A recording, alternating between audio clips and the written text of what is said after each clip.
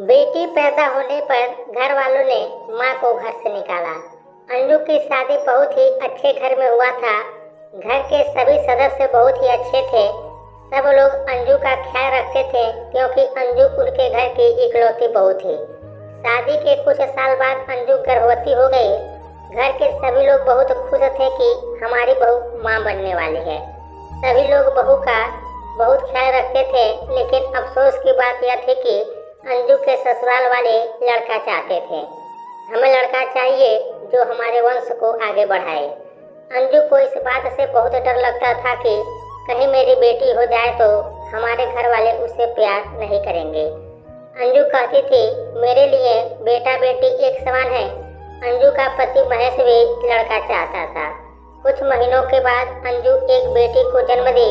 बेटी की जन्म सुनकर ससुराल वाले बहुत दुखी हुए और अंजू बहुत खुश हुई।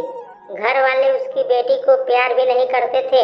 धीरे धीरे ससुराल के लोग अंजू से भी प्यार करना बंद कर दिए। अंजू की बेटी परी को उसके ससुराल के लोग कभी गोद में नहीं लेते थे और ना ही कोई उससे प्यार करता था। अंजू का पति भी अपनी बेटी को मनहूस बोल देता था क्योंकि उसे भी लड़का चाहिए था। ऐसे ही समय बीतता गया। परी को पूरे 3 साल हो गए। अंजू दूसरे बच्चे की मां बनने वाली थी। घर वाले खुश हुए कि इस बार बेटा होगा, हमारे घर का चिराग आएगा, पर ऐसा नहीं हुआ। इस बार भी बेटी पैदा हुई। अंजू को बहुत खुशी मिली कि हम 2 बेटियों की मां बन गए। अस्पताल में बेटी पैदा होते ही ससुराल वाले बेटी की मुंह देखे बिना चले गए। अंजू अस्पताल से अपने मायके चली गई।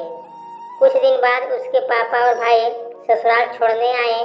ससुराल जाते ही सब लोग कहने लगे कि इनका बोझ अब हम नहीं उठाएंगे, इसलिए अच्छा है उनको अपने घर वापस ले जाइए। पहले से ही एक मनहूस को झेल रहे थे, अब दूसरी भी आ गई। उसी दिन से अंजू ने ठान लिया कि बेटियों को इतना काबिल बनाएंगे कि उसको ठुकराने वाले एक दिन खड़े होकर तालियां बजाएंगे। अंजू अपनी दोनों बेटियों को लेकर अपने ससुराल को छोड़कर वह अपने मायके चली गई। बेटी परी और मानवी को इतना पढ़ाई लिखाई कि उसकी दोनों बेटी बहुत ही ऊंचे पद पर पहुंच गई।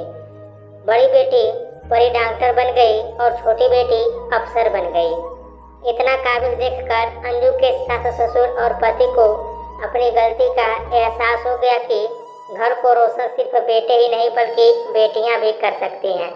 इसलिए कहा जाता है कि बेटा सिर्फ परीक्षा को पास करता है, जबकि बेटी समाज को झेलते हुए परीक्षा को पास करती है। तो दोस्तों, आप लोगों को ये स्टोरी कैसी लगी है अपने राय में कमेंट बॉक्स में दीजिएगा।